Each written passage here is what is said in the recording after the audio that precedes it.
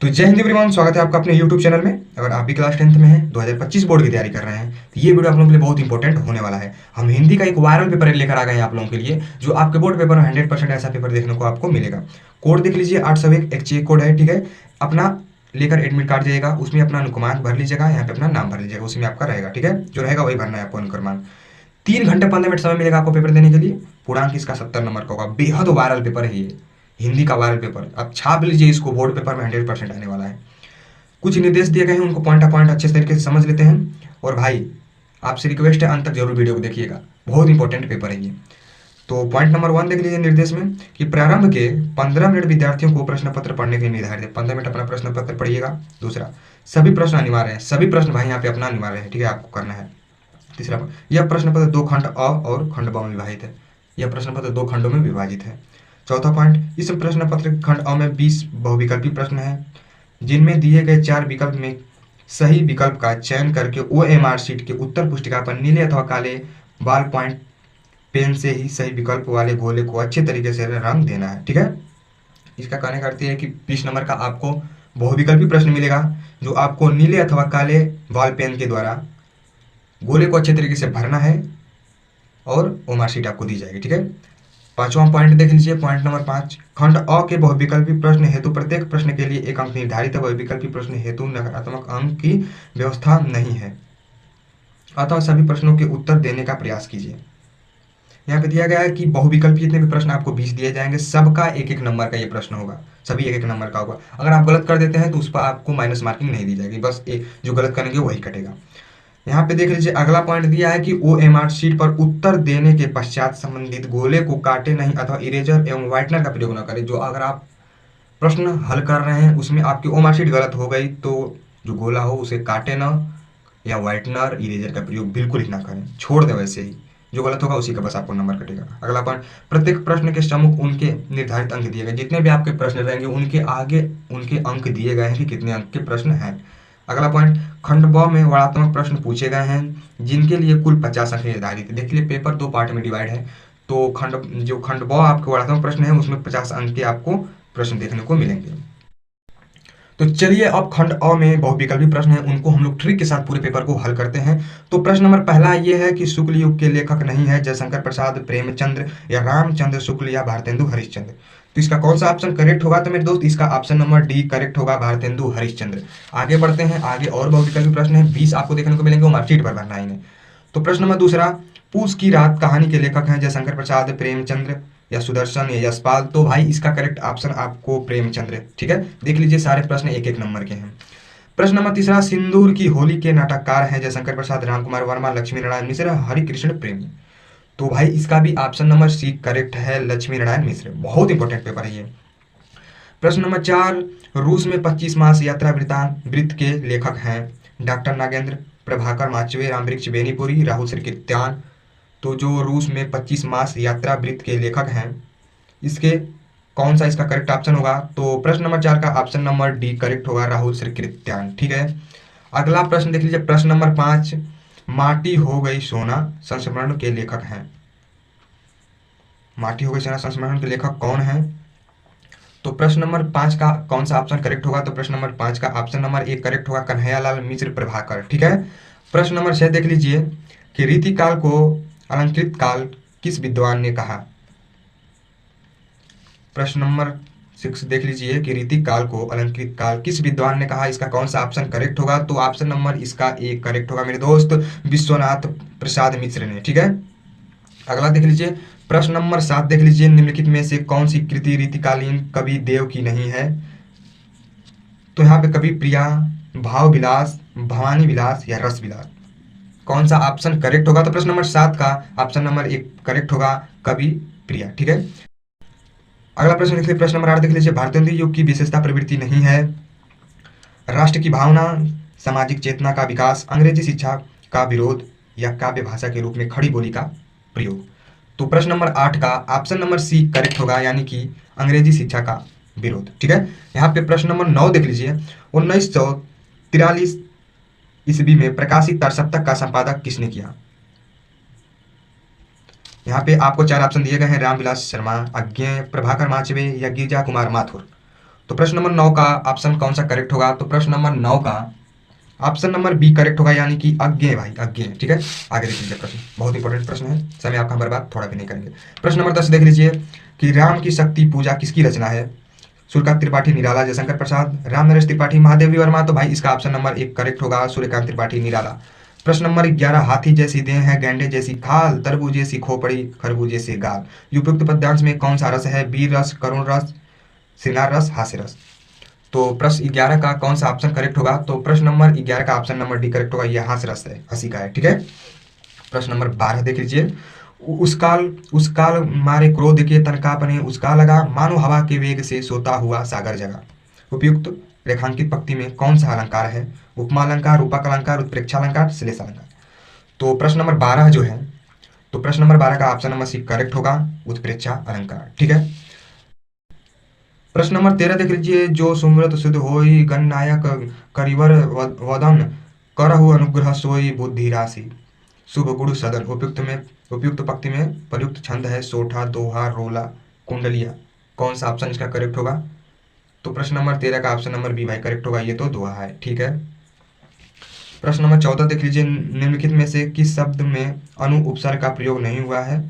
तो इसका कौन सा ऑप्शन करेक्ट है? प्रश्न नंबर 14 का ऑप्शन नंबर सी करेक्ट होगा, यानी कि अनुत्तीर्ण। प्रश्न यहाँ पे देख लीजिए 15, प्रश्न नंबर 15, नीलकंठ समस्त पद में प्रयुक्त समास है, द्वंद्व, बहुव्रीहि, द्विगु या अव्ययी भाव। कौन सा इसका ऑप्शन करेक्ट होगा? प्रश्न नंबर 15 का ऑप्शन नंबर बी करेक्ट होगा, बहुव्रीहि। ठीक है, यहाँ पे देख लीजिए प्रश्न नंबर 16, बादल का पर्यायवाची शब्द नहीं है, नीरद, अम्बुद, जलद, जलज। इसका कौन सा ऑप्शन करेक्ट होगा?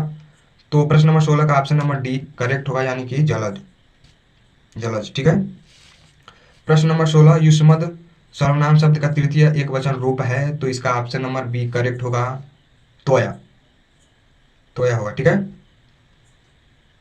प्रश्न नंबर 18, आधी आई और हम घर भागने लगे, रचना के आधार पर इस वाक्य का प्रकार है, सरल वाक्य, मिश्र वाक्य, संयुक्त वाक्य, इनमें से कोई भी नहीं। तो प्रश्न नंबर 18 का ऑप्शन नंबर बी करेक्ट होगा, यानी कि मिश्र वाक्य। ठीक है, यहाँ पे देख लीजिए प्रश्न नंबर 19, महात्मा बुद्ध ने विश्व को शांति का संदेश दिया, इस वाक्य का वाच्य बताइए। कृत्यवाच्य होगा, कर्मवाच्य होगा, भाववाच्य होगा, इनमें से कोई भी नहीं। तो प्रश्न नंबर जो 19 है मेरे दोस्त, प्रश्न नंबर 19 का ऑप्शन नंबर सी करेक्ट होगा, यानी कि भाववाच्य। ठीक है, यहाँ पे देख लीजिए प्रश्न नंबर 20, वह अचानक चला गया, वाक्य में प्रयुक्त अचानक पद का व्याकरणीय परिचय है, संज्ञा, सर्वनाम, क्रिया, विशेषण, क्रिया। तो प्रश्न नंबर 20 का कौन सा ऑप्शन करेक्ट होगा? तो प्रश्न नंबर 20 का ऑप्शन नंबर सी करेक्ट होगा, क्रिया विशेषण। तो देख लीजिए अब खंडवा शुरू हो गया, वह ये वर्णात्मक प्रश्न है, तो पूरे ट्रिक के साथ इसको हल करेंगे। और ये 6 नंबर का आपका होगा। तो प्रश्न 21 है कि निम्नलिखित गद्यांश पर आधारित दिए गए प्रश्नों के उत्तर दीजिए। कुसंग का ज्वार सबसे भयानक होता है, यह केवल नीति औसत वृत्ति का ही नाश नहीं करता बल्कि बुद्धि का भी क्षय करता है। किसी युवा पुरुष की संगति यदि बुरी होगी तो वह उसके पैरों में बधी चक्की के समान होगी, जो उसे दिन दिन अवनति के गड्ढे में गिराती जाएगी। ठीक है, तो इसको चलिए ठीक से समझते हैं। तो भाई ये तो कुसंग यानी कि बुरे लोगों की संगति की बात की गई है इसमें, ये मित्रता नामक चैप्टर से लिया गया है। और प्रश्न है ये कि उपयुक्त गद्यांश का संदर्भ लिखिए। तो इसके जो लेखक हैं आचार्य रामचंद्र शुक्ल जी हैं, तो आप ऐसे लिखेंगे इसका संदर्भ कि प्रस्तुत पंक्ति हमारी पाठ्य पुस्तक हिंदी के गद्य मित्रता नामक चैप्टर से लिया गया है, इसके कवि आचार्य रामचंद्र शुक्ल हैं। भाई आपका एक भी नंबर नहीं कटेगा अगर ऐसे आप लिखते हैं तो। और रेखांकित अंश की व्याख्या आप अच्छे से पैसे इसको पढ़ के कर लीजिएगा, कुसंग की तुलना किससे की गई है। जब आप इसको अच्छे से पढ़ेंगे इसी में आपका आंसर मिल जाएगा प्रश्न में ही। ठीक है, अथवा में भी प्रश्न है, ख ईर्ष्या की बड़ी बेटी का नाम निंदा है, जो व्यक्ति ईर्ष्यालु होता है वह व्यक्ति बुरे किस्मत का निंदक भी होता है। यानी कि इसके जो कवि हैं रामधारी सिंह दिनकर हैं, इसमें ईर्ष्या की बात की गई है। तो अच्छे से आप इस प्रश्न को भी देख लीजिए। अथवा में प्रश्न किसी एक को करेंगे तो आपको 6 नंबर दिया जाए। यहाँ पे देख लीजिए, यहाँ पे प्रश्न नंबर 22 है कि दिए गए पद्यांश पर आधारित 3 प्रश्नों के उत्तर दीजिए। यहाँ पे 2-2 नंबर का ये भी 6 नंबर का होगा। तो चलिए देखिए इसमें क्या कहा है पद्यांश में कि उदो जाहि तुम ही हम जाने, श्याम तुम ही हाँ कौन नहीं पठाया हो, तुम ही बीच बुलाने, ब्रज नारियों सम जो कहत बात कह नहीं लजाने। ठीक है, लजाने। बड़े लोग न विवेक तुम्हारे ऐसे भय आने, यानी कि यहाँ पे जो उधो हैं उनसे ब्रज की नारियां बोल रही हैं, मतलब वो कृष्ण के द्वारा भेजे गए हैं कि जाइए देखिए ब्रज की नारियों की कैसे हाल है। तो ब्रज की नारियां बोल रही हैं कि ए उधो तुम्हें जो की बात करते हुए थोड़ा भी लज्जा नहीं आ रहा है। ठीक है, तो ऐसे आप जब पैसेज को पढ़ेंगे अच्छे से तो आपको समझ में आ जाएगा, अपने जो भी अपने हिसाब से इसको तैयार कीजिएगा और अपने हिसाब से भाई बोर्ड के पेपर में लिखा जाता है।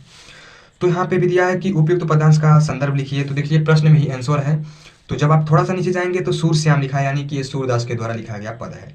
तो आप ऐसे पद या इसका संदर्भ लिखेंगे कि प्रस्तुत पंक्ति हमारी पाठ्य पुस्तक हिंदी के पद्य से लिया गया है, इसके जो आपके कवि हैं वो सूरदास जी हैं, ठीक है, सूरदास जी हैं।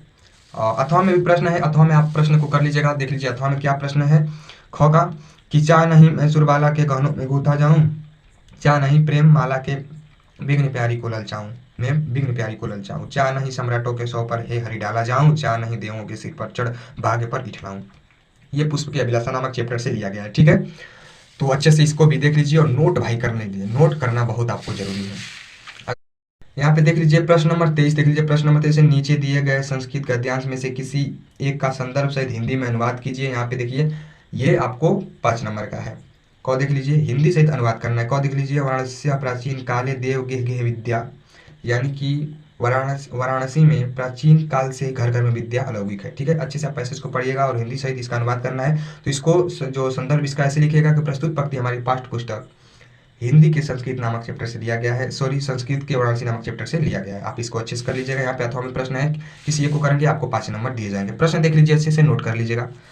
यहाँ पे प्रश्न नंबर 24 देख लीजिए, प्रश्न 24 निम्नलिखित संस्कृत गद्यांश का संदर्भ से हिंदी में अनुवाद करना है, 5 नंबर इसका भी है। यहाँ पे आपको दोनों हिंदी संस्कृत के पद्यांश दिए गए, अच्छे से आप इसको देख लीजिए और नोट कर लीजिए। इसका अर्थ ये है कि जो मित्र प्रदेश होता है, जो मित्र प्रदेश होता है, या जो मित्र घर में यानी कि घर होता है उसका कौन मित्र होता है, ठीक है। इसको आप अच्छे से कर लीजिएगा। आगे चलिए, आगे और देख लेते हैं प्रश्न। तो प्रश्न नंबर 25 देख लीजिए। तो प्रश्न नंबर 25 में ये कहा गया है कि अपने पठित खंडकाव्य के आधार पर निम्नलिखित प्रश्नों में से किसी एक का प्रश्न का उत्तर दीजिए। तो आपको कुछ नहीं करना है, आपको यहाँ पे सिर्फ अगर पूजा खोजना है तो यहाँ पे गौ पा जाइएगा और यहाँ पे अगर पूजा खंडकाव्य के आधार पर श्री कृष्ण का चित्रण करना है। इसको आप अच्छे से तैयार कर लीजिएगा, बहुत बेहद इंपॉर्टेंट है। तो भाई ये तो पक्का है, हर बोर्ड में पूछा जाता है। तो चलिए यहाँ पे प्रश्न नंबर 26 देख लेते हैं। निम्नलिखित लेखकों में से किसी एक लेखक का जीवन परिचय देते हुए उनकी एक प्रमुख रचना का नाम लिखना है, ठीक है। यहाँ पे दिया है कि निम्नलिखित लेखकों में से किसी एक लेखक का जीवन परिचय दीजिए तथा उनकी एक प्रमुख रचना का नाम लिखना है आपको। यहाँ पे इस पर 5 नंबर दिए जाएंगे। यहाँ पे दिया है 4, किसी एक का ही लिखना है और उनका एक रचना का नाम लिख आना है। एक लिख दीजिए, 2 लिख दीजिए, ठीक है, कोई दिक्कत नहीं है, आपको 5 नंबर मिलेगा। अच्छा रामचंद्र शुक्ल का लिख दीजिए, राजेंद्र प्रसाद या पद्मलाल पुन्नालाल बख्शी का लिख दीजिए, पद्मलाल पुन्नालाल बख्शी का या रामधारी सिंह दिनकर, ठीक है। अच्छे तरीके से लिखेंगे आपको 5 नंबर मिल जाएगा। आगे देख लीजिए, आगे और महत्वपूर्ण प्रश्न है। प्रश्न ख का देख लीजिए, इसमें प्रश्न 26 का निम्नलिखित कवियों में से किसी एक कवि का जीवन परिचय देते हुए उनकी एक प्रमुख रचना उल्लेख कीजिए, रचना का उल्लेख कीजिए। 5 नंबर आपको इस पर भी मिलेगा, चाहे आप महाकवि सूरदास का लिखिए, बिहारी लाल का लिखिए, मैथिली शरण गुप्त का लिखिए, सुभद्रा कुमारी चौहान का लिखिए। 4 में से किसी एक का लिखना है, उनकी प्रमुख रचना भी लिखना है, ठीक है। आगे यहाँ पे दिया है प्रश्न नंबर 27 की अपनी पाठ्यपुस्तक के कंठस्थ किए हुए कोई एक श्लोक लिखिए जो इस प्रश्न पत्र में न आया हो। भाई ये 2 नंबर का है, आप 2 लाइन में कोई एक श्लोक लिख दीजिएगा जो इस प्रश्न पत्र में न आया हो, ठीक है। आप अच्छे से एक श्लोक संस्कृत का याद कर लीजिएगा। यहाँ पे 28 देख लीजिए, अपने विद्यालय के पुस्तकालय में हिंदी के पुस्तकों एवं पत्र पत्रिकाओं का अभाव है, इसे मंगाने का अनुरोध करते हुए अपने विद्यालय के प्रधानाचार्य को एक पत्र लिखना है। यहाँ पे भाई 4 नंबर देख लीजिए, इंपॉर्टेंट है, 4 नंबर में है ये। यहाँ पे देख लीजिए अथवा में दिया है कि अखिल भारतीय वाद विवाद प्रतियोगिता में प्रथम पुरस्कार विजेता मित्र को एक बधाई पत्र लिखना है, ठीक है। अथवा में आप लिख लीजिएगा, दोनों में से किसी को लिखेंगे आपको 4 नंबर मिलेगा। यहाँ पे अब चलिए, यहाँ पे आगे देख लीजिए, प्रश्न नंबर 29 है कि निम्नलिखित प्रश्नों में से किन्हीं 2 प्रश्नों का उत्तर संस्कृत में दीजिए, आपको 2 नंबर इस पर दिया जाएगा। यहाँ पे देख लीजिए 4 यहाँ पे प्रश्न है, किसी 2 का ही देना है कि चंद्रशेखर का आसित वीर केन पूजती, और तीसरा है कि वाराणसी नगरी कस्य नद्या कुले स्थित, वाराणसी जो नगर है किस नदी के किनारे स्थित है, और यहाँ पे चौथा है कि ज्ञान कुत्र संभवती, ठीक है। 2 नंबर आपको संस्कृत पर मिल जाएगा। प्रश्न नंबर 30 देख लीजिए, निम्नलिखित में से किसी एक विषय पर निबंध लिखना है आपको, 7 नंबर इस पर भी आपको दिए जाएंगे। किसी एक पर निबंध आपको लिखना है कि जल है तो कल है, या मेरे सपनों का भारत, या सड़क सुरक्षा जीवन रक्षा, या सांप्रदायिकता एवं अभिलाषा जीवन में कंप्यूटर के महत्व। आपको 7 नंबर दिए जाएंगे। तो वीडियो कैसा लगा कमेंट में जरूर बताइए। देख लीजिए पेपर बहुत इंपॉर्टेंट है, तो सब्सक्राइब जरूर कर लीजिएगा। मिलते हैं अगले वीडियो में।